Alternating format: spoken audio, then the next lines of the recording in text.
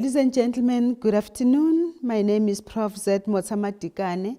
I'm the Vice Principal for Teaching, Learning, Community Engagement, and Student Support. I am presiding over this occasion of the University of South Africa, the inaugural lecture of Professor J.R. Maluleka. It is my pleasure to welcome you all, the family, the friends, the colleagues, and everybody. You're most welcome. Before we proceed, I'd like to recognize the following people. Professor Lenkabula, Principal and Vice Chancellor of the University of South Africa. Professor Z.Z. Nkosi, the Executive Dean of the College of Human Sciences, UNISA. And our inaugurant, Professor J.R. Maluleka, Professor in the Department of Information Sciences in the College of Human Sciences, UNISA. And the respondent, Prof. M.S. Ngwepe, Executive Director, Library and Information Services, University of South Africa. I also want to recognize the family members of Prof. Maluleka in attendance today, as well as the colleagues, the friends, and members of the university community. Ladies and gentlemen, you're all welcome. Prof. Maluleka, I want to start off by congratulating you very heartily for this academic success that we have attained.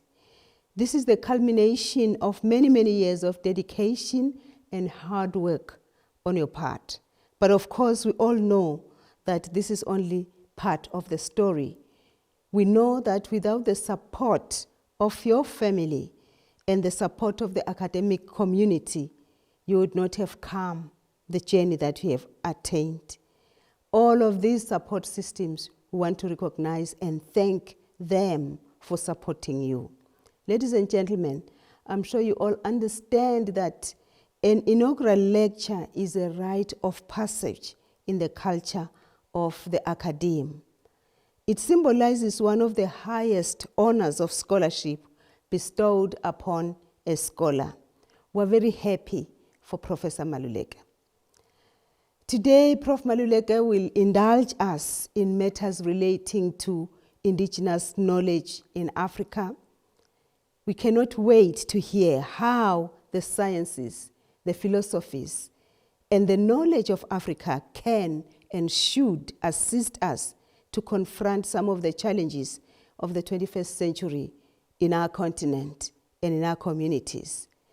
But I won't go into that.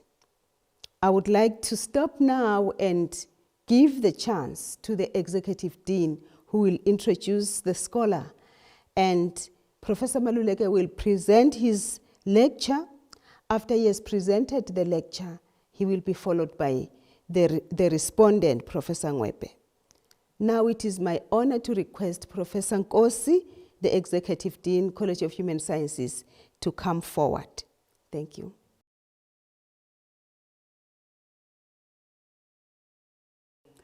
On behalf of the Chancellor of the University of South Africa, Dr. Vuyelwa Thabo Mbeki, and the Vice Chancellor and Principal, Professor Puleng Lenkabule, and the Vice Principal for Teaching, Learning, Community Engagement, and Student Support, Prof. Zodwa Motsamadikane, and the respondent, Prof. Ngwepe, who is the Executive Director for Library and Information Services, and Usingai, Prof. Maluleka. Good evening. We are here to celebrate a young, prolific author, dynamic, diligent academic. Prof. Risenga Jan Maluleka is the first of the 4 children born of Mr. Samuel and Mrs. Christina Maluleka. He was born in a village called Voyentin in the Morelete region of the Northwest Province of South Africa. Both of his parents lived and worked in the farms for most of their early lives in Limpopo Province. He started his primary education at Ditseso Primary School. Then he went for his secondary education at Badumedi Middle School, and he completed his high school at Utsane High School.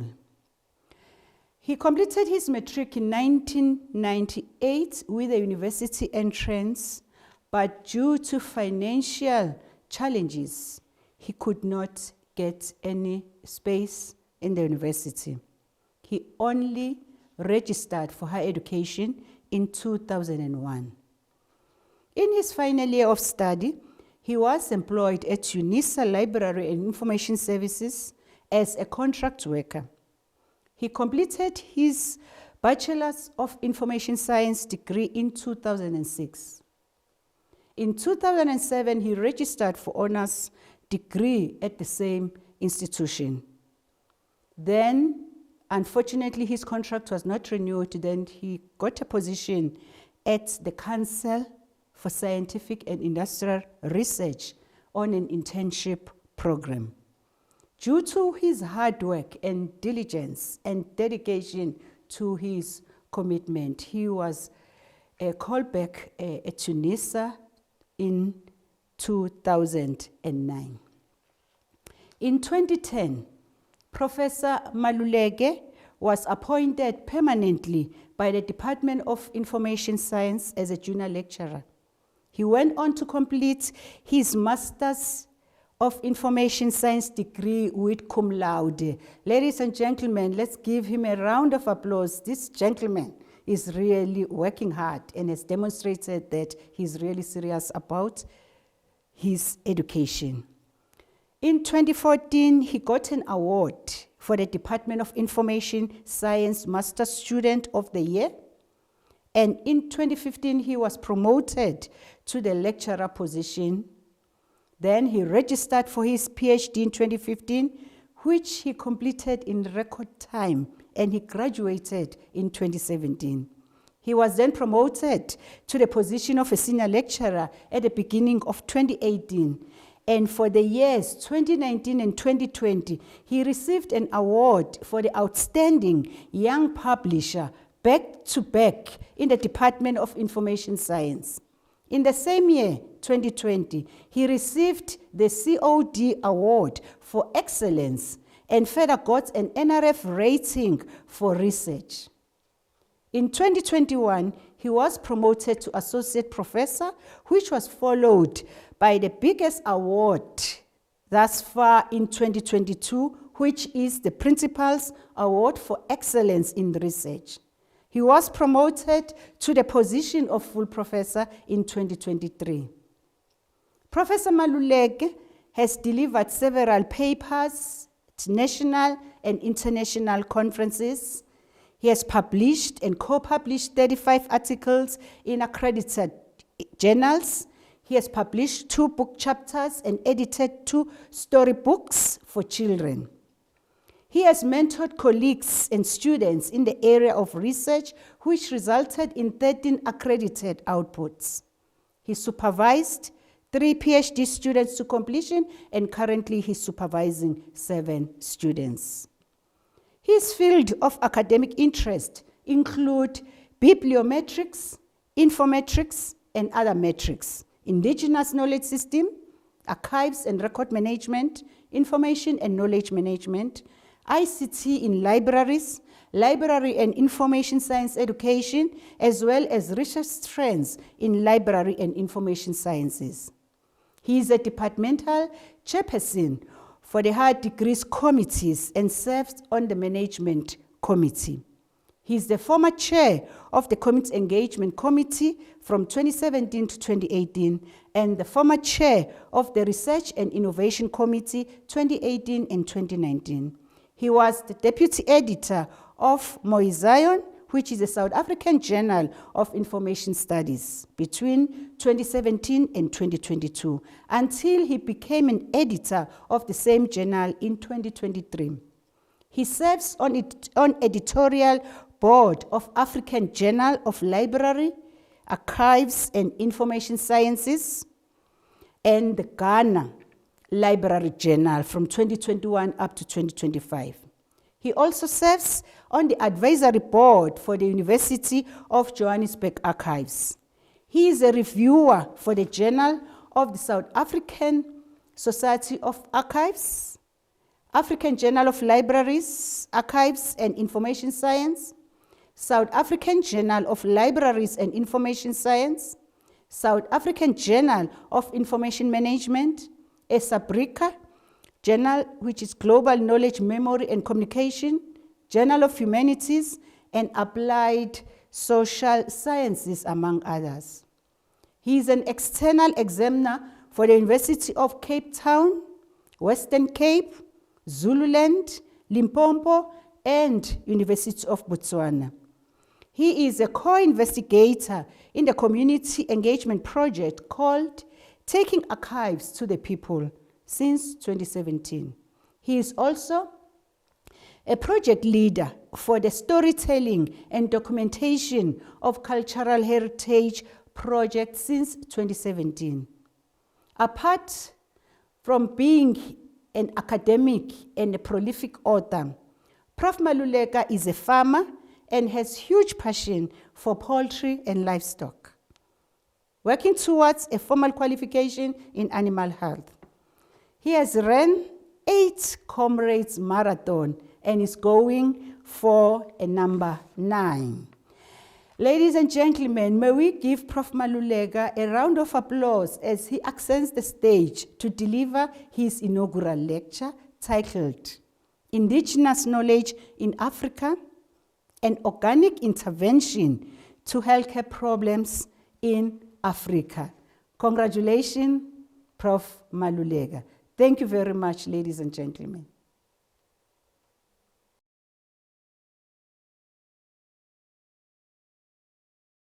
Thank you very much, Prof. Motsa Madikane, the VP, Teaching, Learning, Community Engagement, Student Support, for that wonderful introduction. Professor Nkosi, the Executive Dean, College of Human Sciences, and Professor Ngwepe, who is the Executive Director of Library and Information Services, who is also the person who made sure that this study saw the light of day, who was the supervisor of the project. I must say this is the most difficult presentation that I have to make to date. I've done several presentations, but this one, since I'll be doing it, knowing quite well that it will be listened to by not only my peers in my space, but also family, friends, and everybody who knows me. And since our space is so small that we all know each other, I believe it to be the most difficult presentation. But today I want to talk to a topic that is close to my heart, a very emotional topic to some of us, which speaks to indigenous knowledge in Africa as a way or as an organic intervention to healthcare problems that we experienced in Africa. But as a way of introduction and maybe setting the scene, I usually start my presentations by giving a personal background of myself, because as we all know that there's a Sesotho proverb that says, "Matlagu amaswa ayema matala," which I'm not going to try to translate. And by giving this personal background, I'm trying to actually give my audience an opportunity to understand where I'm coming from as a researcher and how I got to where I am, because I did not become who I am today by magic or by any luck. Firstly, I want to mention that when I joined UNISA, so many years ago, I landed in the hands of Professor van der Walt, who was my mentor as a postgraduate student assistant. And then after that, I enrolled for my master's studies, where I was supervised by Professor Onyancha, as well as Professor Ajiferuke, who introduced me to the world of informatics and bibliometrics. Then we took a step further introduced Professor Ngulube and Professor Ngwepe, who are the two giants who actually turned things around and made academia what it is for me today. As a way of setting the scene, I would like to start by saying that there is a general perception and a Eurocentric view out there that Africa was a dark continent which had nothing before the arrival of colonizers, which is a worrying factor because Western cultural systems of knowledge are regarded as the only means to validate African ways of life, even among some of us Africans. It further disturbs me when we learn that African indigenous ways of knowing and doing things are considered as unscientific and primitive, even among some of the intelligent minds of the continent. Africans had their own ways of and their own indigenous institutions to deal with their issues. Social issues, it can be social issues, psychological issues, physical problems, long before the arrival of colonizers. And the colonizers imposed their ways on Africa for a reason. I think one should understand that if somebody is trying to take you over, there is no way they can actually introduce things that will work for you. And they make sure that they destroy your identity so that there is no comeback. And that's why if you look at what happened in Iraq, in as much as what was reported on the news and everywhere else was of the bombings and everything else, in the background and things that were not reported were most of the artifacts that were being stolen and museums that were being attacked and gunned down, so that the identity of the country is also lost, which is something that the media did not capture there. And when one looks at the population of Africa in terms of numbers, and if we were to be told that there is strength in numbers, I'm not sure if that works for Africa, because if you look at Africa as a continent, it has the second most number of people living in it. Over 1.4 billion people are in the country contributing, in the continent, contributing over 18% of the global population. Yet Africa gets to be dominated by countries who are lower in them in terms of numbers, which speaks to the fact that for Africans to be defeated, they are actually Africans who are working against Africa themselves. So as a way, if we look in comparison, Asia has over 59% of the population, and Europe has over 9% of the population, which is way less than what Africa has, at over 18%. So coming to indigenous knowledge, by definition, indigenous knowledge, if we borrow from a definition by Mhlongo, Ngulube and Dube in 2015, they define indigenous knowledge as a tacit know-how.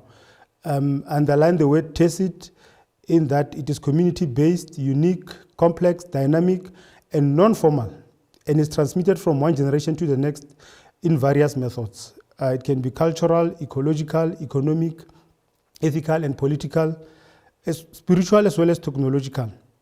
It is tacit because it resides in the owner's mind. Hence, it gets to be transferred from one generation to the next.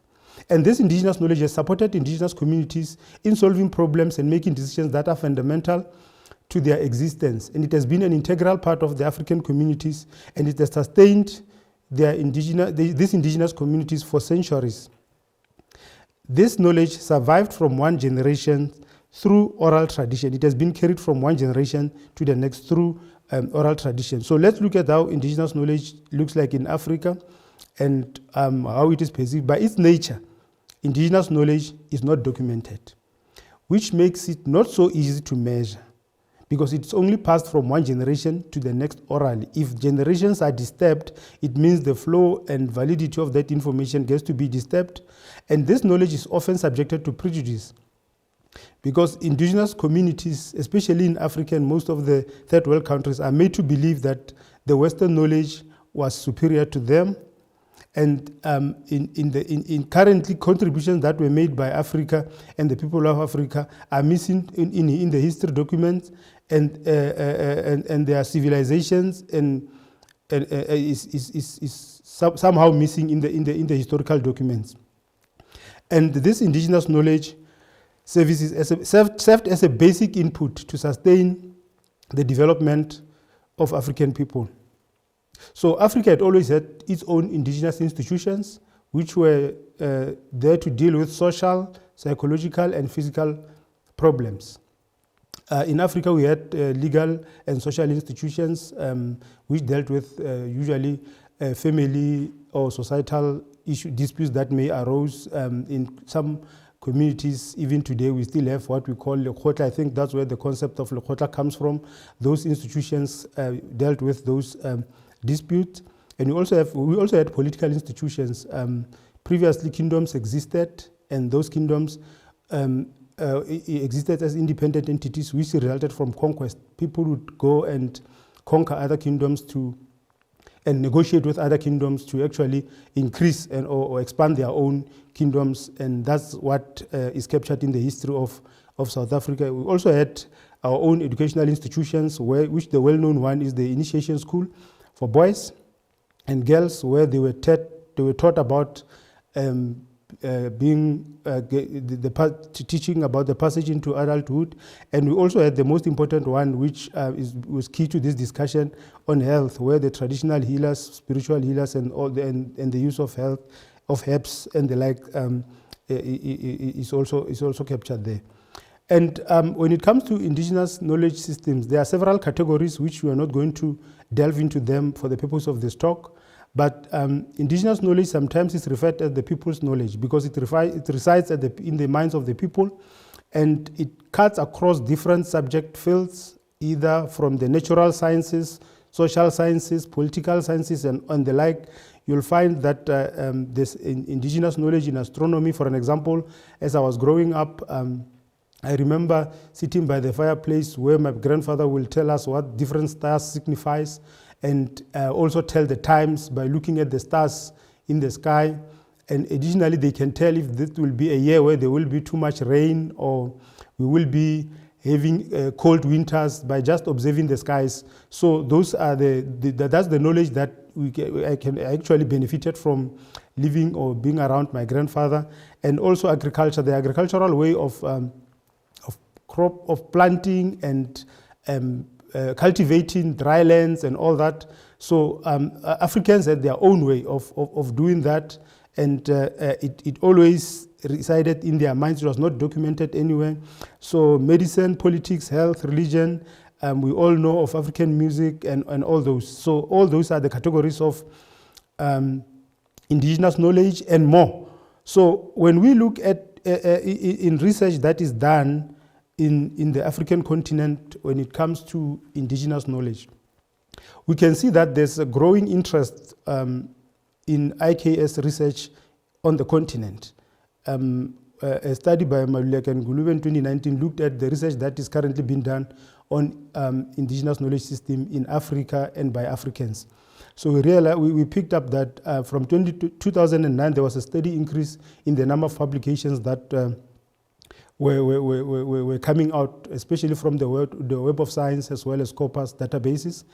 But the problem with that is that this research is sponsored externally, which suggests that there may be external interest in the type of research that we're conducting, and we may be documenting it in the way that is controlled by those who are funding it. But another thing which is worth mentioning there, too much focus is on the medicines and the pharmacology, as well as a bit of agricultural sciences, which suggests that the West is now interested in our medicines and how we actually conduct or deal with our health issues. And there's a worry that they will be sponsoring this research and now going on to use all our resources and our knowledge to generate a revenue that will not benefit the continent. So that's the research that is currently being happening. And when we look into Africa on its own with those external fundings and all that, it has its own resources. Africa, almost every continent, every country in the continent has something to offer, which suggests that Africans should not be dependent on external help because of the natural resources that the continent is rich in. You will see we've got oil, we've got diamonds, we've got gold, natural gas, and we've got all the important minerals that are necessary for the continent to thrive. However, the continent has some serious problems. As a way of background or giving some context, it is a well-known fact and well-documented that Africa has serious problems of famine and poverty. Over 226 million people are starving in Africa. And the countries that are mostly affected by extreme hunger and poverty are these countries that are mainly located in the south of the Sahara. 1 in 4 people from Africa suffers from hunger, especially in the south, in the sub-Sahara Africa. And 40 to 50% of people are living below the poverty line, which is they have an income average below the $1.25, which and that makes sub-Saharan Africa one of the poorest regions affected by famine and poverty. And that is with all those resources that we mentioned in the previous slide.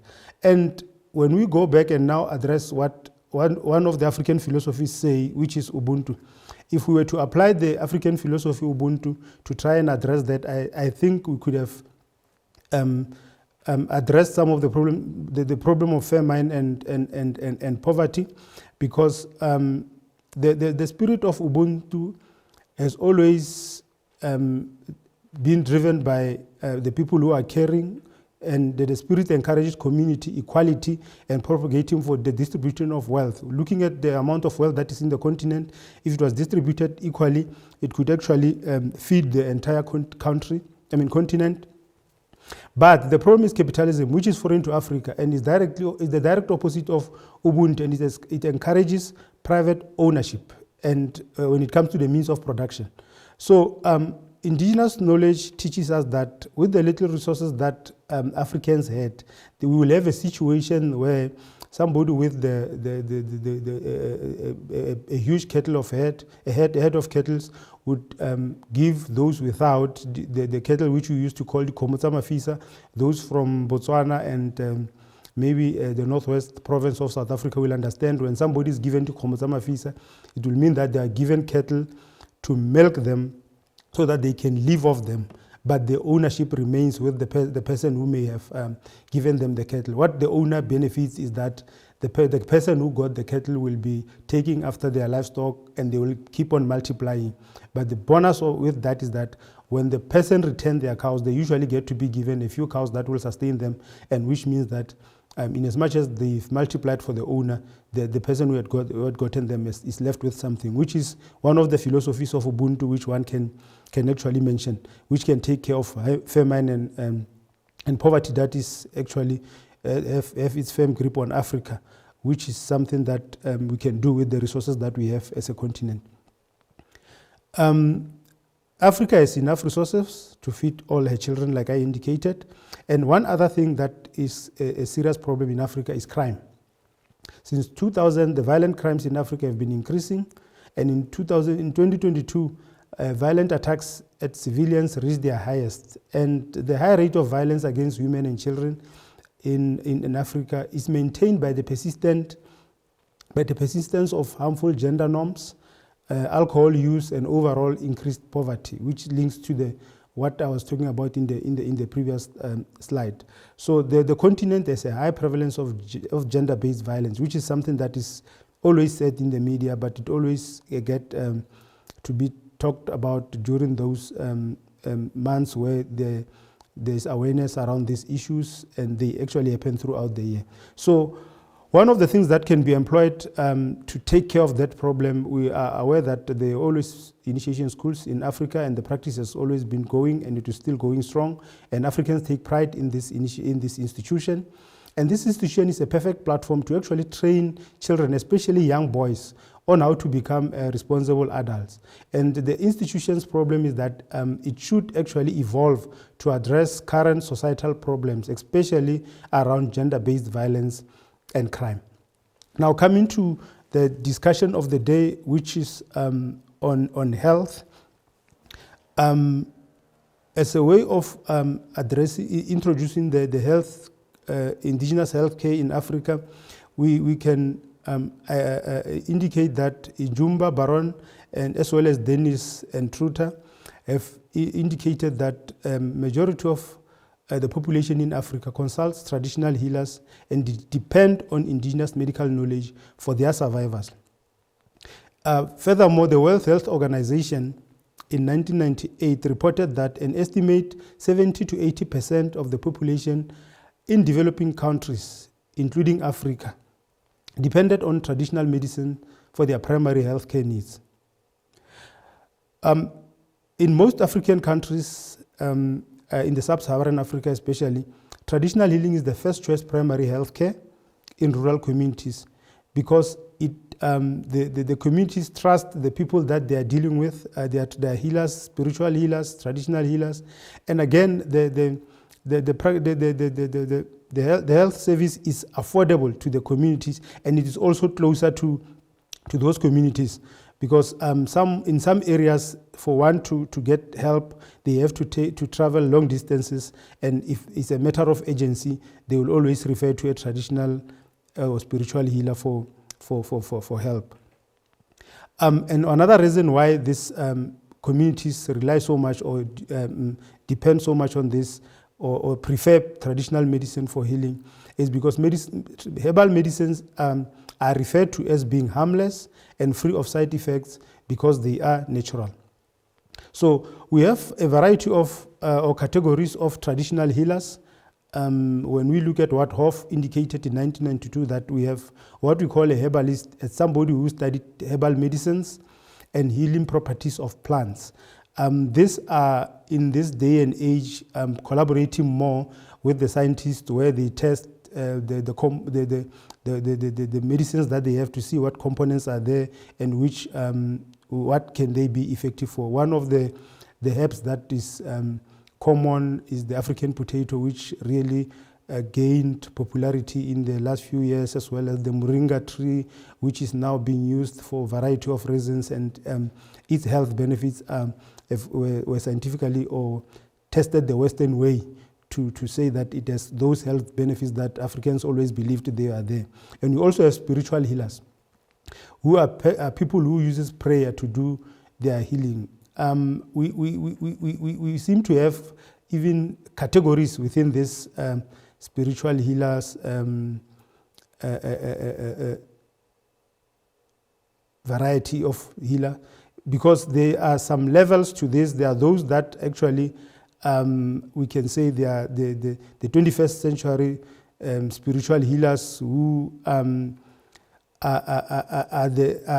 now different from what we used to know as people who are actually there to do prayer without too much monetary benefits from what they were doing. And we also have traditional midwives, those who will be helping with childbirth and care providing, and they also help communities where there will be a situation where somebody is actually about to give birth in a community where the hospital is very far. I, for one, I remember I'm told I was never born in a hospital. I benefited from the services of a traditional midwife, and they are still very much working in those rural areas where there are no roads, no ambulances, and no all that. And they are both setters. These ones are our physios, our traditional physiotherapists, who can actually take care of the bones, joint dislocations, fractures, and all that. And there are many more that are actually are regarded as traditional healers. Traditional healers in according to Hoff in 1992. So when it comes to traditional healing, there always have been historical problems which are associated with this practice. African traditional beliefs were always widely practiced in secret, especially in some of the countries where religious beliefs such as Christianity had a stronghold, because these Christian beliefs, which were popular in Africa, strongly opposed indigenous healing. Some churches openly discouraged their members from consulting indigenous healers because they believed that indigenous healers worship the ancestors and not God, which was seen as a sin according to the Christian orthodoxy, which is according to Mokgobi in 2014 there. And this erosion of African beliefs and practices was aggressively done and well planned and carried out through by these missionaries during those times of Robert Moffat and David Livingstone's. These missionaries, such as the missionaries such as the Congregational, Methodist, Anglican, Lutheran, as well the Catholic, were aggressively opposed to indigenous African healing practices because, according to them, these were barbaric and based on superstitions. Instead of clearly stating that they did not understand how it was done, they just had to say they were barbaric and based on superstitions. So when you look into traditional healing in South Africa, it was actually banned by law by the apartheid government, and the apartheid government passed into law the Suppression of Witchcraft Act in 1957, which was a piece of legislation which declared divination, including traditional healing, to be illegal. So somebody would actually be arrested and pay a fine if they were known to be practicing or acting as a traditional healer. So for that reason, this traditional healing was associated with witchcraft, and the stigma continues to shadow it even today. And that's why maybe traditional healers are still consulted in the darkness, in the evenings, in the dark where no one is seeing. And the dawn of democracy saw a change in the laws, which gave freedom to traditional African practices. Even with all those changes, many South Africans are still divided between Western and African philosophies. This is simply because some may have been born before or after these philosophies that guided our ancestors were really dealt a major blow. So all they know is the Western philosophies, which they will always defend against the African philosophies. So when you look at the status of traditional healing in South Africa today, you can see that traditional healing, our health care is skewed towards the Western system and is not properly regulated. The traditional healing, all the support by government is more on the Western medicine, even though on paper it is expected the traditional healing is also supposed to fall under the Department of Health. However, it is still marginalized because there is not much that is happening there. Currently, there is a discussion around the national health insurance, but there's no the involvement of traditional healers is very minimal. If you look at the Western if you look at Western medicine, there are proper regulatory structures that are there which regulates different categories of Western health, and the doctors and the nurses are actually regulated by those professional associations, and they also have hospitals and all those institutions, clinics where they operate in. Furthermore, they actually are not collaborating much with the traditional healers. And when you look at the traditional healers are actually are subscribing to associations with are not recognized by government, and for that reason it opened a gap for those who may have illegal intents. Those bogus healers that we always hear about on the news, where they actually do damage to this practice by doing things that are unmentionable or that we cannot mention, that are on the news, the selling of the body parts and all those things which are always associated with this practice. And what is more important is that traditional healers are usually working from their homes, and sometimes it gets dangerous for them because they get to be attacked by criminals who know that they may be having funds. And another thing is that the healers don't actually contribute directly to the country's economy. And if you look at how much money is being splashed out there, especially if we look at what is happening now on the social media, TikTok, and all these videos that gets to be distributed on social media, you get to know that there's actually a lot of money that is actually changing hands in that space, which is not known or regulated by government. But if you look at what traditional healers usually do, they actually would transfer patients who they cannot treat to the hospitals in the Western in the Western medicine to actually assist with those illnesses that they may not heal. Yet there are illnesses that are known by Africans that they can only be dealt with by African healers or traditional healers, but they are never referred to the traditional healers for support. So now when we look at the new generation of healers, is that they are embracing technology. They are actually everywhere, TikTok, Facebook, Instagram, Twitter. They're actually making sure that they market their services on all those social media platforms. But that technology, them embracing technology has actually opened an opportunity for bogus healers to actually be able to take advantage of those who may not be suspecting. The community that has always relied on these healers to actually promise them magical things on social media in the name of healing. And there's so much money exchanged, people get to lose most of what they've worked hard for. So this digital space is very slippery and not so easy for the society to identify real healers and from these tricksters. And what makes this matters worse is the fact that South Africa as a generation or as a history of people who are divided between two philosophies.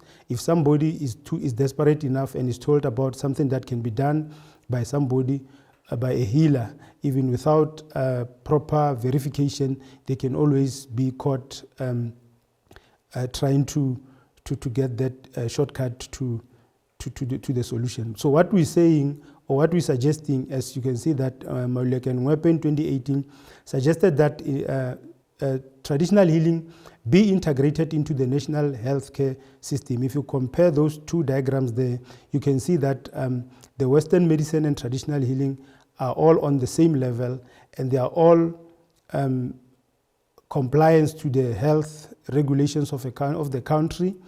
And there's proper consultation or collaboration between the Western doctors as well as the indigenous African doctors, where there's a situation where a patient is in a Western hospital with illnesses which are not understood, can be referred to the traditional healers. And this is even better because in this day and age, we've got Western doctors who are also practicing as traditional healers who understand the best of both worlds. If you look, we say that the government must actually take an active role that healers are formally incorporated in the country's healthcare system, because as a country like South Africa, we cannot afford to be having this service available which is not utilized to its fullest, even though it's rendering service to our communities. And in as much as we've got policies passed by the government on traditional healing, we need to implement and make sure that they are enforced. The Traditional Health Practitioners Councils, which was legislated, needs to grow some teeth and make sure that it gets to do the work and ensure that all the traditional healers that are practicing in a country are all regulated or documented, so that we know who is doing what where in a country where health is a serious problem. If we look at the national budget on its own, it's actually the chunk or the bulk of the money goes to health and education. So we cannot afford not to take advantage of everything that is possible to ensure that the health of the country is taken care of. So when we conclude, we can start by saying that Africans need no validation from anyone in the use of the knowledge that carried them for ages. They survived all these years with this knowledge before anyone else came in. So to expect that someone can come into your house and tell you that something is not where it's supposed to be, I don't think it's really something that we should be doing as Africans. And African scholars need to be the ones leading in documenting Africa's knowledge without external influences, of course, because Africa is in its current state because of most of the Africans that are here. It's actually the war between Africans and other Africans, between the two philosophies that we currently have as a continent, influenced by the West. And community leaders should play an active role in educating the youth about African practices and philosophies, and how important it is to preserve them. because most of them are actually really facing extinction, and we've lost so much already as a continent. And indigenous ways of healing should be integrated into the mainstream healthcare system in every African country, because Africans trust and can afford and regularly consult their healers, that is herbalists, spiritual leaders and the like. This is usually done in secret because people don't want to be seen walking towards a healer's compound or a place where they know that the healer will be there. And governments need to do more to support healers so that they can also contribute to the economy. And we need strong regulatory structures which are required to ensure criminal elements are eliminated and all legitimate healers are registered in each and every country. And traditional healing, of course, has stood the test of time and proved to be a natural intervention to addressing problems in Africa. And in closing, I'd like to say that Africa needs strong leaders who will make firm African decisions. And as Africans, we cannot afford to continue with ticking boxes when it comes to issues of Africanization and decolonization, because indeed some of the Africans' problems, or most of the African problems, require African solution. Thank you very much for your attention.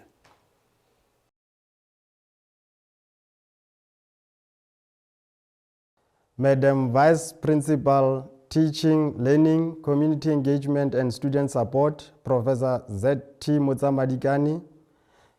Executive Dean of the College of Human Sciences, Professor Z.Z. Ngozi. Professor J.R. Maluleka and his family, distinguished guests, colleagues and cousins, ladies and gentlemen, good evening.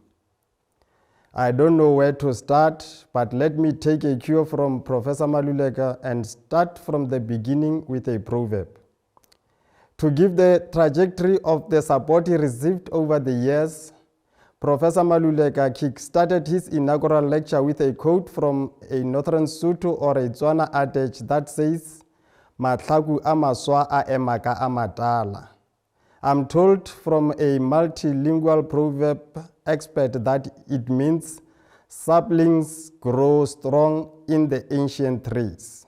Indeed, the youth should rely on the wisdom of the elderly to survive.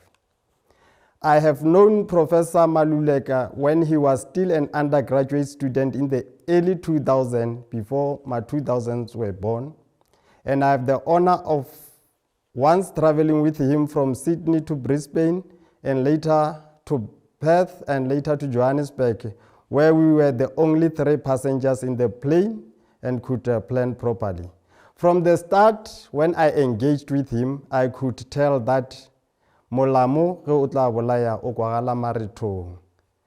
I'm unable to translate this one, otherwise it would be lost in translation, but it means literally a nobkiri is going to kill. If a nobkiri is going to kill, you will feel it during the brandishing. No, it doesn't make sense. But thanks to the multilingual proverb dictionary again, the equivalent means that a good beginning makes a good ending. That sums the academic journey of Prof. Maluleka that he has just given us in his introductory remarks. His research interests have always been centered around 3 niche areas, as you have seen within the library and information science profession. First is the infometrics or bibliometrics, records management, and indigenous knowledge systems. I'm not surprised that for his inaugural lecture, Professor Maluleka focused on indigenous knowledge with the tip of the iceberg on the infometrics, because he did touch one aspect of infometrics in his inaugural lecture. Therefore, I am both humbled and elevated by this honor and privilege to respond to the inaugural lecture titled Indigenous Knowledge in Africa, an Organic Intervention to Healthcare Problems in Africa. Professor Maluleka, in his inaugural lecture, reminded me of the primary school days when we recited a poem. I guess it was by Dr. M.J. Madiba, if not mistaken, that was titled Sello sa Mogologolo. When he was crying that yo rare yo wa ntlogela naga ya fetoga le lerumo wa mphala bashimanyana. Ke tšhaba mediti. Like his predecessor, Professor Maluleka is lamenting the conquest and material dispossession of indigenous African communities, which led to the present miseries in every aspect of African lives. This is because before colonialism, continents like Africa had their own ways of doing things, as we were told, whether in education, law, politics, religion, culture, health, music, arts, or any other aspects of life. And this Professor Maluleka equates this indigenous knowledge system with the Western system, which also has many fields of study. And when we come to economy, for example, in the African way of doing things, we were not based our trade on the currency, which some are more stronger than the others, but we were based on just like the bartering system. So indigenous knowledge teaches us that those with little resources would be, according to Professor Maluleka, will be given homially fisher from those who had. The practice took care of famine and ensured that every household had food on the table, meaning that during those times in African communities, there were no people who didn't belong anywhere. Even if you are poor, you will never, or you would never sleep with an empty tummy. However, European countries have subjugated Africa and imposed their ways and values. As a result, the system of indigenous communities were either obliterated or prohibited from being formally practiced.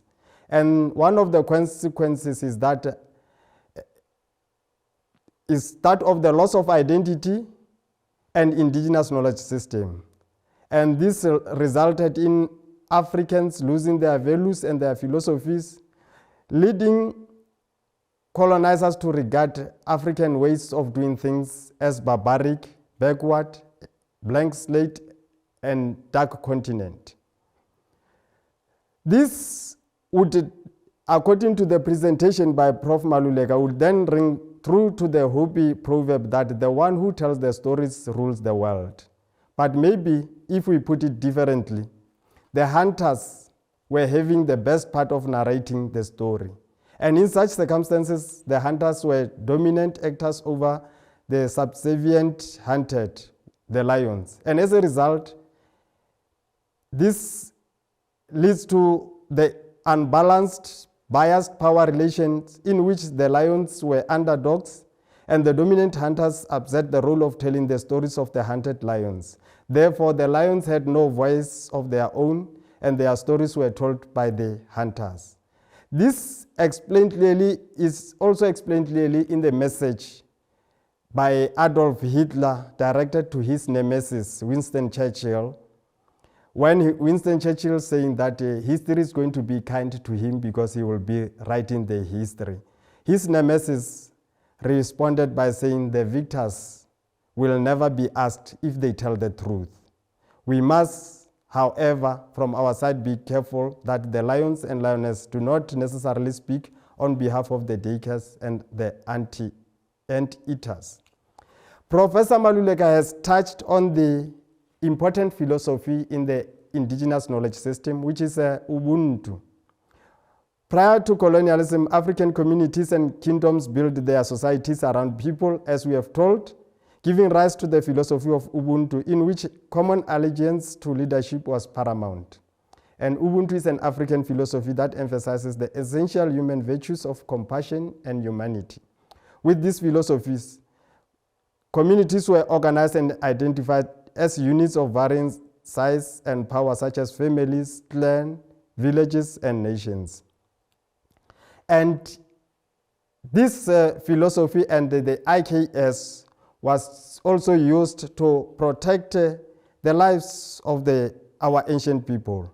For example, if people had information about IKS, we will now understand that what we term as witchcraft now was actually good practice by indigenous people as survival tools.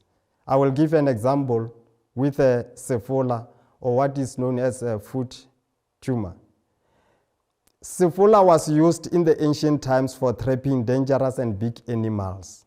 This was to create a coexistence between people and animals roaming in the absence of fences and boundary walls. It was used to create invisible boundaries not to be crossed by predators at night to attack people.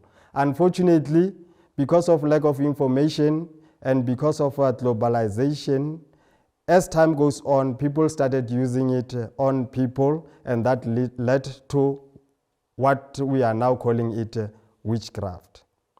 So Professor Maluleka is reminding us that even though healthcare is skewed towards the Western system, traditional healing is the first choice for primary healthcare in rural communities because of trust, affordability, and proximity. And he also reminds us that, like a certain beer that I cannot mention, IK has stood the test of time and it has survived. Hence, he is able to also refer back to the practices of IKS and its contribution towards the societal problem. And with the current status of indigenous knowledge, especially in the health sector, Professor Maluleka has presented us with a model, but it is clear that there is no direct contribution to the economy from traditional healing because this sector is working independently and it's not contributing towards the economy, but benefiting only individual. And he's calling for that to change. And technology has also heralded new challenges for IKS, as now there are a proliferation of trainee traditional doctors, more especially post-COVID-19. Almost everyone is practicing to be a traditional healer. We don't know if the system still allows. While we acknowledge that much has been written academically and otherwise on IKS, but on the ground, Eurocentric epistemology still stands tall on all African spaces. Even though imperial forces are always blamed for this status quo, Africans themselves, including its intelligentsia, have not done much in practical terms in addressing this epistemic injustice faced by the continent. Political leaders are also not playing their part. And this has led to the reasoning that maybe IKS, decolonization or Africanization mantras are just theoretical noises, academic jamborees, or slogan trumpeting that are failing to be practically implemented. But as I conclude, ladies and gentlemen, the lesson I learned from the presentation by Professor Maluleka is that let us not condemn our own identity.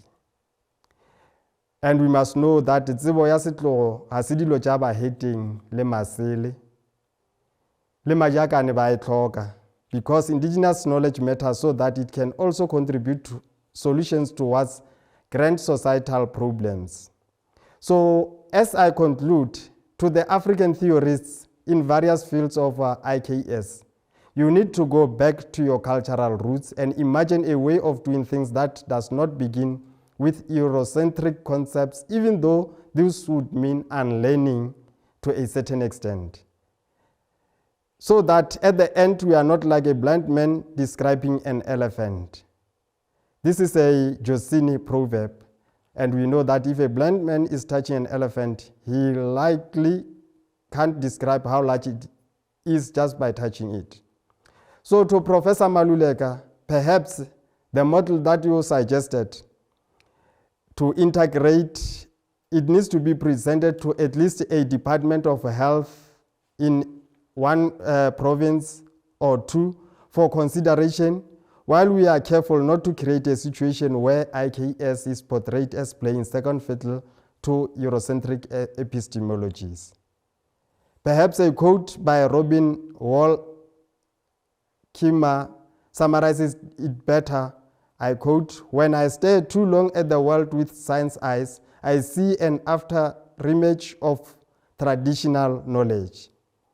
Might science and traditional knowledge be purple and yellow to one another? Might they be goldenrod and asters? We see the world more fully when we use both. Close quote. Perhaps this integration may help in propelling IKS to the new heights. Like I said, indigenous knowledge matters so that it can also contribute solution towards the grand societal challenges. As we are now, we are only solving the world problems from one lens. So we need to view the problem from 360 degrees so that we can provide solutions. And finally, let me join the VP with her soprano voice and the Executive Dean of the College of Human Sciences with her alto voice, and with my tenor, baritone voice, congratulate and welcome Professor J.R. Maluleka to the professorate. I'm saying to you, sir, you are welcome. In the professorate space. Yours is just to cruise and produce more and more professors. I thank you.